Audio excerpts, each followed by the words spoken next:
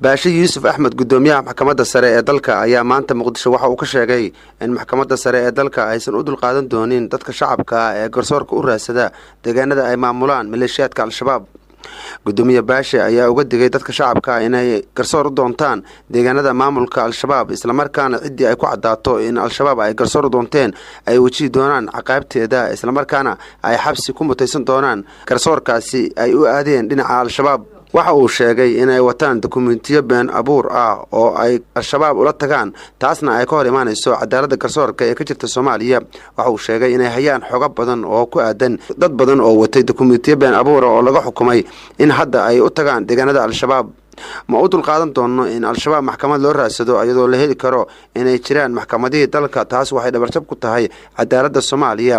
ma u dul qaadan doono in dadka al-shabaab ay u doontaan garsoor dadkii ku cadaato falkaasi tilaabo sharciya ayaan ka qaadaynaa ayuu yiri gudoomiye Baashe.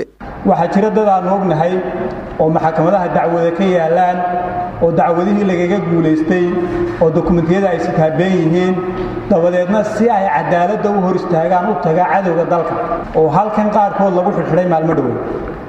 ka waxaan doonaynaa inaan shacabka ku baraarujino oo noo sheegno inaan loo dul qaadanayn oo aan la aqbalayn inaad adigoo cadaaladii garsoorkii dalka ka heli karaa cadawga dalka aad u dacwooto ugu tagto.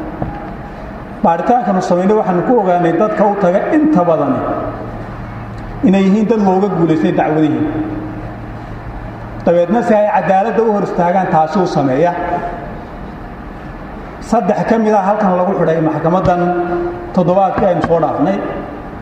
saddexduba waxay ahaayeen saddex dacwadii darajada koowaad lagaga guuleystay dokumentiyada ay sitaana la ogaaday la cadeeyay inay been abuur yihiin dabeedna si ay taa uga badbaadaan dacwaduna u sii jiitanto qofkii inaanu xaqiisa u helinba waxay u dacwadaan cadawga.